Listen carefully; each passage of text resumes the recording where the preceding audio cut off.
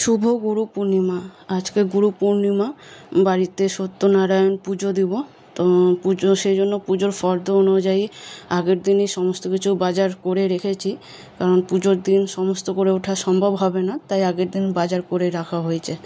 তো আজকে বাড়িতে পুজো, কিছুক্ষণের মধ্যেই পুরোহিত মশাই চলে আসবেন। তো বাড়ির সবাই মিলে আমরা পুজোটা করছি, মাসিরা সবাই জোগাড় করে দিচ্ছে, আমি ঠাকুর ঘরে সমস্ত কিছু সাজিয়ে রাখছি। তো আজকে সত্যনারায়ণ পুজো দিচ্ছি বাড়িতে। তো আজকে তো গুরু পূর্ণিমা, পৃথিবীর সকল গুরুদের আমার প্রণাম। আর সবার আগে প্রণাম আমার মাকে, আমার দিদাকে, কারণ মা আর দিদা ভগবানের থেকেও আমার কাছে অনেক।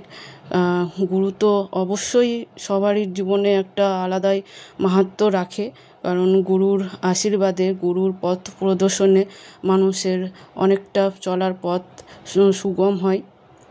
তো সেক্ষেত্রে আমার কাছে আমার মা, আমার দিদা আমার কাছে গুরু, আমার কাছে ভগবানের থেকেও অনেক, কারণ তারা সবসময় আমার ভালো চেয়ে এসেছে এবং প্রত্যেকটা মাই সবার ভালো চায়। কিন্তু আমি আমার মায়ের কথা বলছি, আমার দিদার কথা বলছি, যে কি করলে ভালো, কি করলে খারাপ, কোনটা করা উচিত, কোনটা করা উচিত নয়, সমস্ত সময় একবারে মানে আঙুল ধরে যাকে চলা বলায়, সেই রকম আমার কাছে আমার মা দিদা আমার কাছে গুরুর থেকেও অনেক। তো আমার মা দিদাকে আমার অনেক অনেক প্রণাম এবং পৃথিবীর সকল গুরুকে আমার প্রণাম।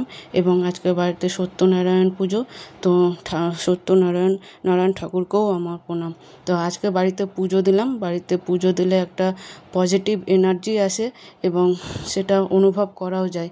তো বাড়িতে একটা আনন্দের মুহূর্ত কাটালাম। আজকের দিনটা খুবই ভালো লাগলো।